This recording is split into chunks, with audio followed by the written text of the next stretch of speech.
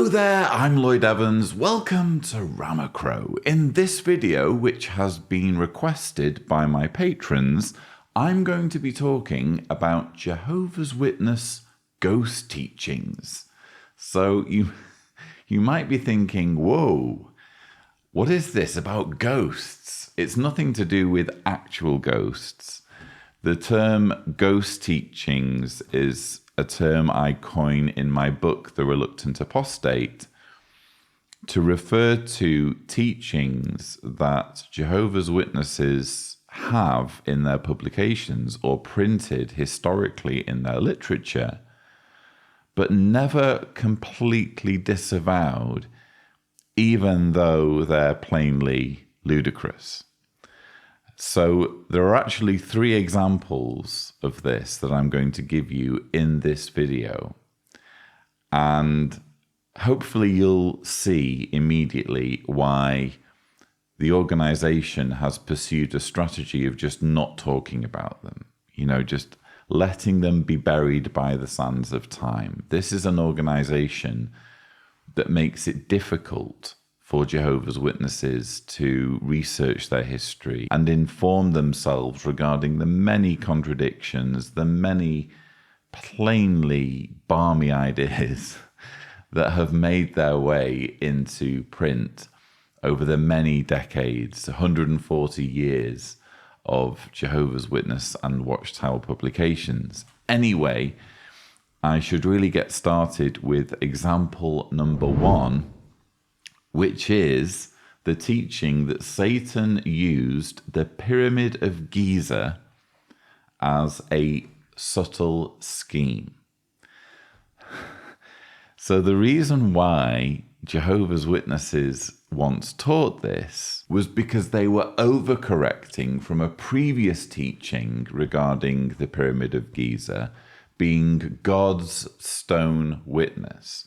And if you don't believe me, maybe you're one of Jehovah's Witnesses and you've never heard of this. I'm not making it up. All you need to do is seek out a copy of this book, Jehovah's Witnesses, Proclaimers of God's Kingdom. This was published in, I think, 1993. Let me just double check. Yeah, 1993. And so what I'm going to read you now can be found in this publication.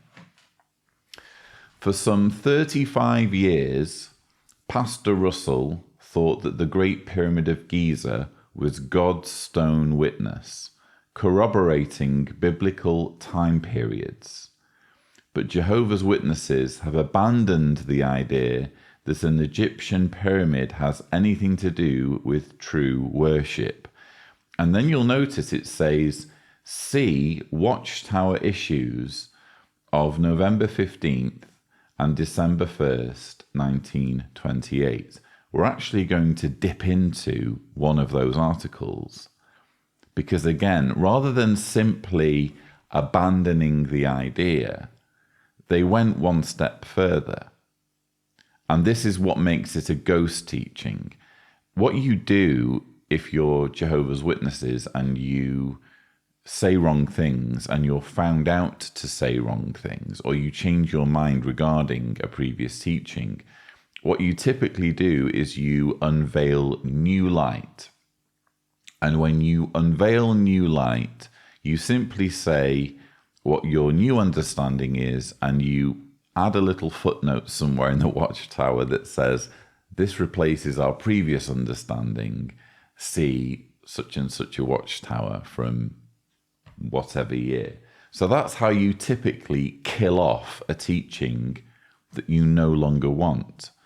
But this whole pyramid thing dates back to a time in the organization's history when they were less careful, when it was the presidency of Joseph Franklin Rutherford, who was very, shall we say, charismatic and didn't do things by halves. And he completely overstepped in the language he used when he was dealing with this. But just to further emphasize the extent to which the pyramid featured in Jehovah's Witness teachings, Here is my copy of The Divine Plan of the Ages. This is actually, let me just, get it to focus properly. This is actually the oldest Watchtower publication in my collection. It's a Millennial Dawn circa, I think 1902. Let me just double check. Yeah, 1902 is when this particular copy was printed. And you'll see if I show you the cover page, on on this side, there's a kind of a bluish bit of paper which folds out like this. So, and I'm trying to be very, very careful because obviously this is a very old book, again, the oldest in my collection. But hopefully you can see there are images there of a pyramid and various kind of cross sections or stages of the pyramid as they relate to Russell's divine plan of the ages. So that's how firmly entrenched the pyramid teaching was in the teachings of Charles Taze Russell. It's literally the first thing you see when you open up the very first volume of the Studies in the Scriptures, as the Millennial Dawn came to be called. So it was a very prominent thing, and put simply, pyramidology, as embraced by Charles Taze Russell, is the belief that the dimensions in particularly the Pyramid of Giza are somehow prophetic.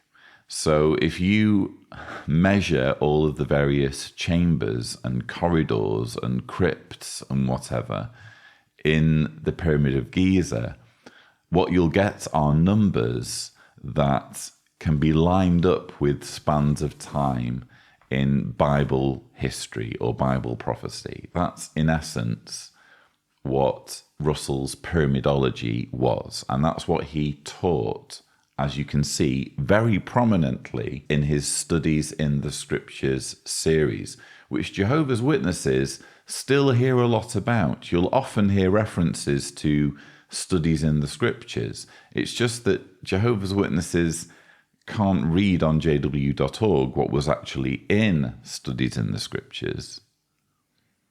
They're not given that level of access. They're just given these vague references.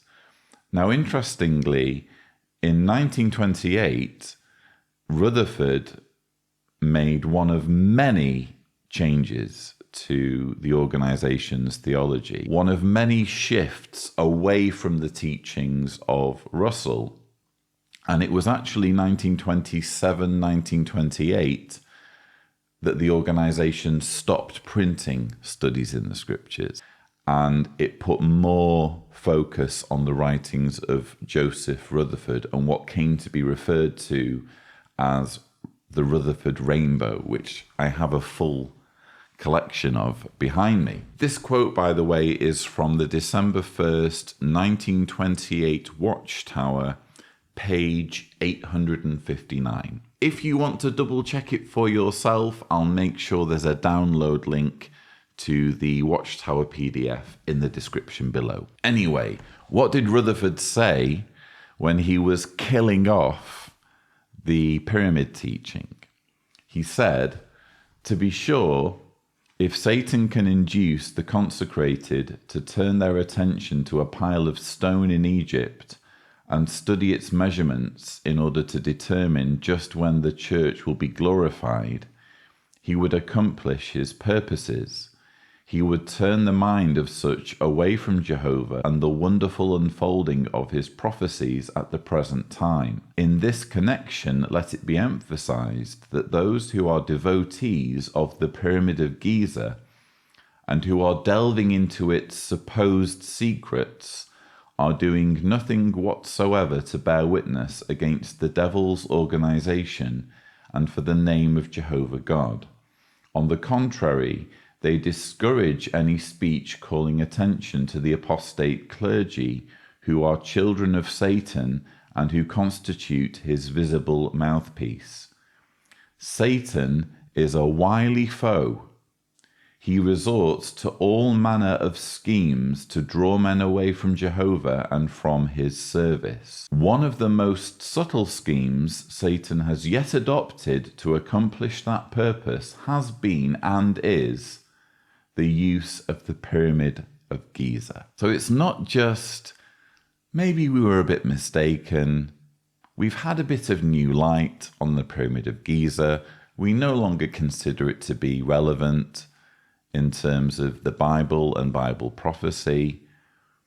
Rutherford had to go one step further and say, you know what, the Pyramid of Giza is a subtle scheme of Satan. That's implying that when the Pyramid of Giza was being built, it was all part of Satan's plan to, at some future point, mislead Charles Taze Russell and Russell's followers, the Bible students, into assuming that the pyramid was foretelling spans of time in Bible prophecy. It's a ludicrous idea, and the idea of the Pyramid of Giza being a subtle scheme of Satan was never abandoned. It was just allowed to get lost in the sands of time. It became, as I call it, a ghost teaching. Another ghost teaching that's been left to float around in the ether, having not been fully put to death, is that of the creative days taking 42,000 years. This is fascinating. I'm not making this up. Charles Taze Russell put a specific figure on how long the creative days took. Of course, if you're a young earth creationist, which doesn't describe Jehovah's Witnesses, you believe that each of the creative days were literal 24-hour days. But you have young earth creationists, and then you have old earth creationists who believe planet Earth was created by God, but allow a bit more flexibility when it comes to determining how long a day is. Well, Charles Taze Russell was incredibly specific in stating how long these days took. In fact, he was specific in his photodrama of creation. So this is the textbook for the photodrama of creation, an 8-hour film that was released by the Watchtower Society in 1914. It's actually one of the earliest motion pictures of all time, and Jehovah's Witnesses are very proud of it. They have at their Warwick headquarters an exhibition showing slides from the photodrama, but I very much doubt they'd appreciate Jehovah's Witnesses actually watching the 8-hour film, because when you actually listen to what's said, to the narration, or in this case, read it from the book, it's just totally nuts, to be honest. So let me read to you from page 3 of the publication. And maybe Tibor can show what I'm reading on the screen. We follow the theory that each of the 7 days of the creative week was a period of 7,000 years. This 7 times 7,000 equals 49,000. 7 times 7,000 equals 49,000 years, ushering in a grand jubilee epoch. So Charles Taze Russell believed that each of the creative days took 7,000 years, and that was in the photodrama of creation. If you went to view the photodrama of creation, which was apparently, according to Jehovah's Witnesses, this super duper, way ahead of its time, innovative event that it would have been a privilege to witness, this is just one of the many, many things that you'd be watching thinking, wow, okay, that doesn't sound quite right, but if you say so. Anyway, Charles Taze Russell's teaching regarding the 7,000 years for each creative day never really went away. It's still sort of there. It hasn't been debunked. The organization has just kind of left it floating there. And to show you this, all we need to do is go to Aid to Bible Understanding, which was published in the 1970s. And let me read to you from page 86. In contents, this book of books reveals the past, explains the present, and foretells the future, matters that only he who knows the end from the beginning could author. Starting at the beginning by telling of the creation of heaven and earth in the indefinite past, the Bible then gives a sweeping account of more than 42,000 years during which the earth was being prepared for man's habitation. So it took 42,000 years, apparently, from the earth being just this dark rock floating in space in Genesis 1, verse 1 and 2. It took 42,000 years to take the earth from that to what it is now, apparently, according to Aid to Bible Understanding. And you'll probably be saying, yeah, but Lloyd, the Aid to Bible Understanding is old light. That was published in the 1970s. I'm not quite so sure it works that way, because Aid to Bible Understanding is, as you've seen, on the Watchtower Online Library. It's featured in many propaganda videos. When Jehovah's Witnesses are shown researching, you'll often see the famous blue book there in the background. But okay, let's find a more recent quote. This from the Watchtower of 2021, August, pages 9 and 10. When describing how Jehovah created the earth, the Bible speaks of his setting its measurements, sinking its pedestals, and laying its cornerstone. I'll just break off there. I've referred to these verses in a previous video, thumbnail here if Tibor is gracious. These verses are among many examples of the Bible saying things on matters of science that are profoundly unscientific. Obviously, the earth doesn't have pedestals and doesn't have a cornerstone. Anyway, let's continue. He even took the time to reflect on his work. Can you imagine how the angels felt as they saw Jehovah's creative works gradually taking shape? How exciting that must have been for them. Why, at one point they began shouting in applause. What do we learn? Jehovah's creative works took many thousands of years to accomplish. But when Jehovah surveyed everything that he had created so thoughtfully, he pronounced it very good. So Jehovah's creative works took not billions of years to accomplish, not millions of years to accomplish, not hundreds of millions or tens of millions, but many thousands of years to accomplish. That's like saying that a human lifespan is many weeks long. It's obviously an inadequate time measurement when we're talking about how long it took for the earth and all of its living organisms to come into existence. Science and geology and biology have taught us so much about the vast periods of time that were involved in going from the early formation of the earth to what we have now. We are talking in terms of billions of years.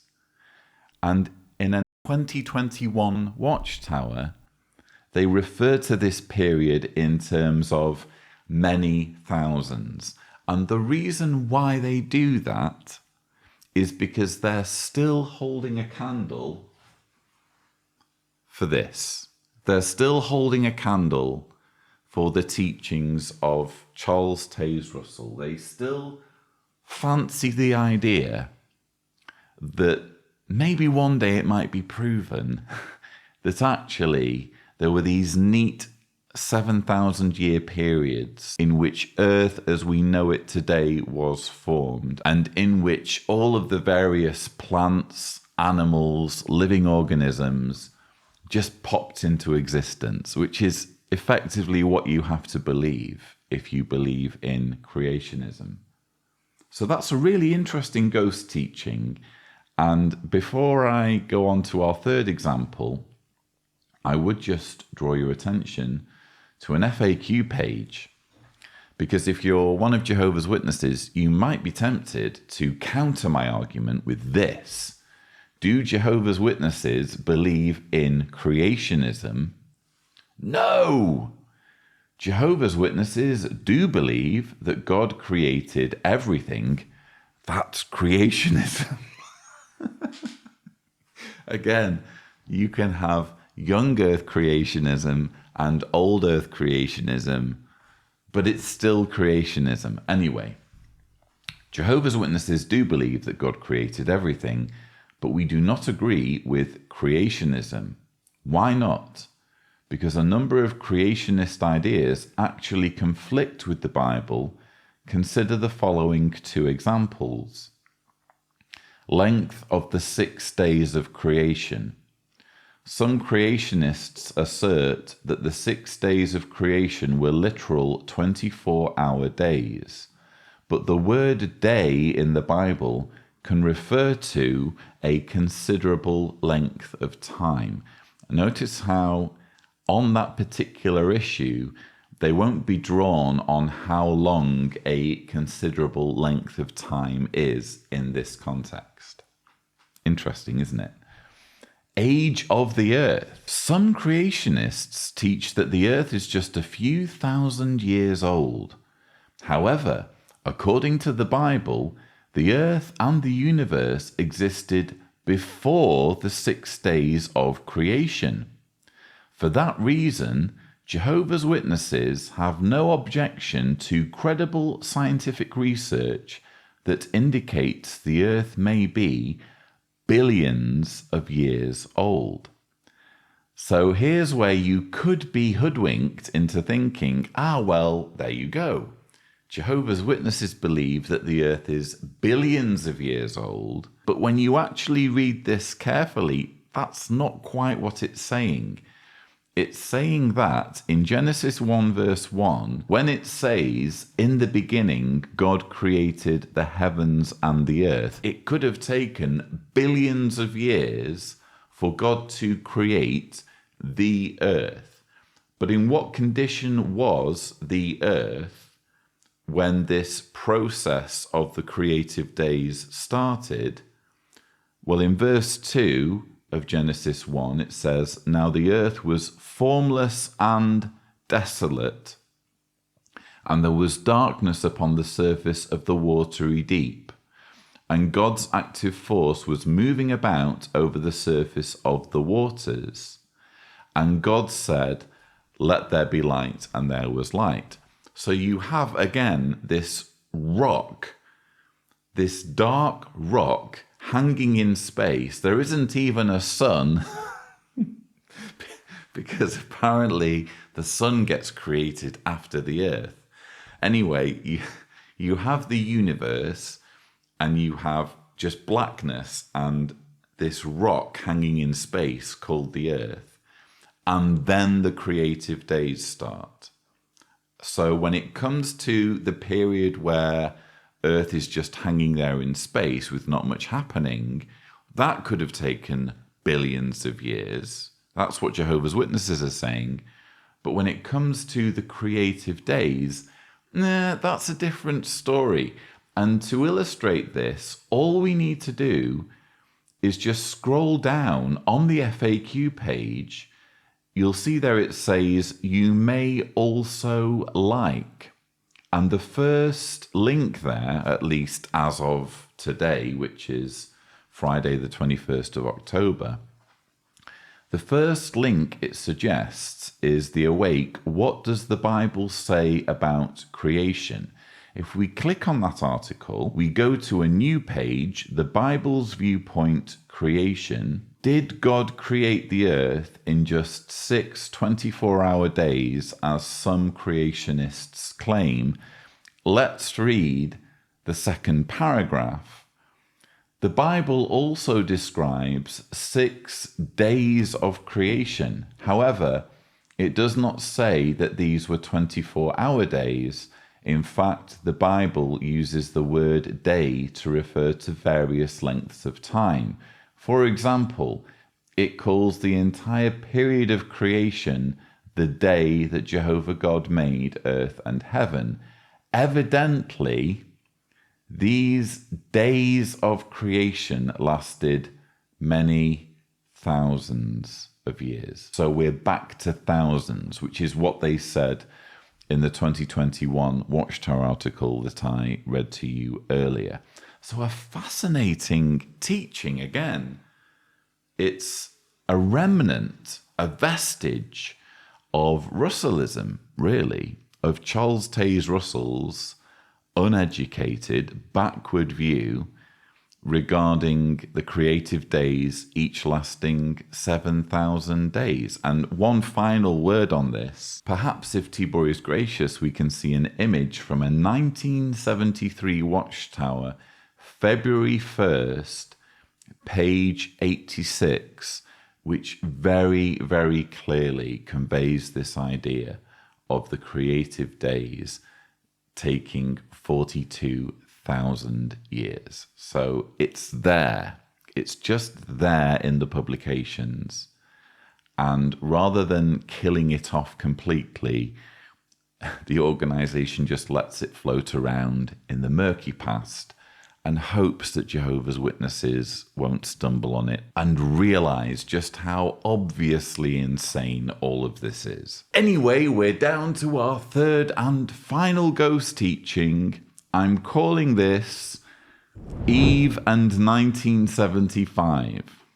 So many of you will know that Jehovah's Witnesses famously predicted Armageddon for 1975. This prediction appeared in this book, Life Everlasting in Freedom of the Sons of God. It was printed in 1966.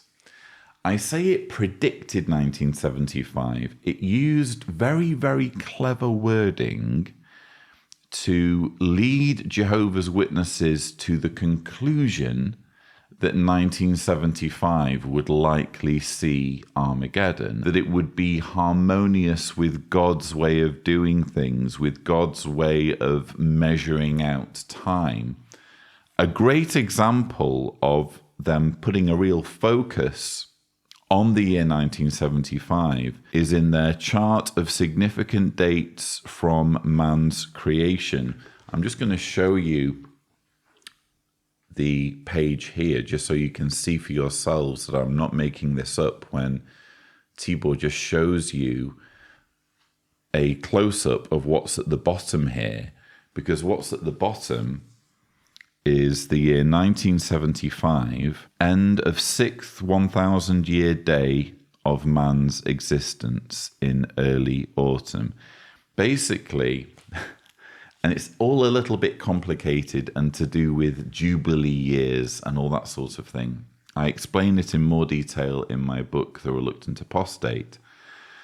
But basically, Jehovah's Witnesses to this day give a specific year for the creation of Adam and that year is 4026 BCE.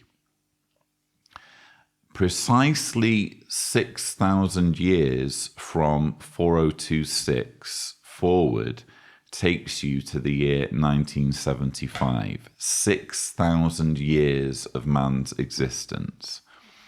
Remember, in the previous point, we were talking about creative days being 7,000 years long. Well, Jehovah's Witnesses taught in this book that Adam's creation was part of that creative timeline, that timeline of creative days, and that the culmination of the sixth creative day, which started with the creation of Adam, would see the fulfillment of all God's promises regarding the cleansing of the earth and the ending of evil and injustice, which they believe, or taught in this book, could only happen as a result of the millennium, the 1,000-year rule of Jesus on the earth. So if the 1,000-year rule of Jesus on the earth had to end 7,000 years from Adam's creation, they argued that the 1,000-year rule, the paradise earth essentially, would need to begin in 1975, because 1975 was 6,000 years from Adam's creation, if that all makes sense. In any case, it ties in again with this whole idea of creative days being 7,000 years long. Obviously, 1975 came and went. There was no Armageddon. It was all very embarrassing for the organization. Let me just read to you from a 1967 watchtower, just to kind of drill home this idea that it all had to do with 4026 BCE and Adam's creation. According to the Bible timetable, man's history on earth has been nearly 6,000 years. Adam was created in 4026 BCE, which means that 6,000 years of human history end about the fall of 1975 CE. We are in the great 7,000-year rest day of God, starting at the time he rested after the creation of Adam and Eve. There are, therefore, 1,000 years left to run. Without Satan and his demons to disturb mankind, it will indeed be a restful time. It will be like a Sabbath. In a way, it will be a Sabbath within a Sabbath. The last 1,000 years of God's great 7,000-year rest is a special Sabbath over which the Son of Man will be Lord. So it all had to do with Sabbaths and Jubilees, and especially it had to do with the creation of Adam, supposedly in 4026 BCE. Again, all of this was proven to be nonsense because Armageddon didn't come in 1975, which then raised the question, hang on, what do we do with all of this convoluted theology surrounding God's rest day and 4026 and the Sabbath period or whatever? How do we explain all of this away? Here's what they did. Here's what they said. This is from the Watchtower of 1976, January 1st, page 30. The question there, why do we not know when God's rest day began and when it will end? Although the time of Adam's creation can be determined, the beginning of God's rest day cannot. This is so because there was a time lapse of unspecified length between Adam's creation and the creation of Eve. Not until after the creation of Eve did God's rest day begin. The start of that day being unknown, its end is likewise unknown. So that was their explanation, if you think about it, for Armageddon not coming in 1975. What they were saying was, well, we don't know how long it was between Adam being created and Eve being created. So probably the difference, which could have been many, many years or decades, probably the difference between those two events accounts for Armageddon not coming in 1975. So it could be a few decades away from 1975. That's the direction they are suggesting. They're not saying it outright, but they're giving Jehovah's Witnesses who bought into the 1975 convoluted theology, which again is kind of a video in itself, they're giving them something to grab onto. They're giving them, okay, here's a reason why it didn't come in 1975, but the whole theology is still basically sound. I can still believe in it. I don't need to throw away my copy of Life Everlasting in Freedom of the Sons of God. It's still sound, reasonable, well thought out advice about the Bible and God's plans. So that's a teaching, again, that's clearly wrong, clearly insane, and yet the organization never killed it off. They never outright said, you know what, we've had new light on this. As far as I know, in all of the years since 1976, there hasn't been a Watchtower article where they've said, you know what, we're completely washing our hands of all of this. We've had new light, that everything that was said in this entire book is utter gibberish. Of course, they're not going to say that. It's easier for them to just hope Jehovah's Witnesses don't notice. And isn't that the approach they take in so many areas? Whether it's the cover-up of child abuse, whether it's Beth Sarim, whether it's any number of scandals from the organization's past, the association with the United Nations over 9 years. There are so many things where the control of the governing body is so profound that they know that they can basically bank on Jehovah's Witnesses not bothering to check, not bothering to do the research. But it's all there if you do the research. You notice these weird glitches that indicate that it is a profoundly human, profoundly man-made organization. Only it's not just a man-made organization, and it's not just an organization that makes mistakes and comes up with silly ideas and then has to backpedal. It also happens to be an organization that's abusive and is exporting misery into people's lives. And if you're a Jehovah's Witness watching this, you have to ask yourself the question, do these governing body members deserve my loyalty, given how manifestly man-made and not just imperfect, but toxic this organization really is? Anyway, I hope you've enjoyed my video on Jehovah's Witness ghost teachings.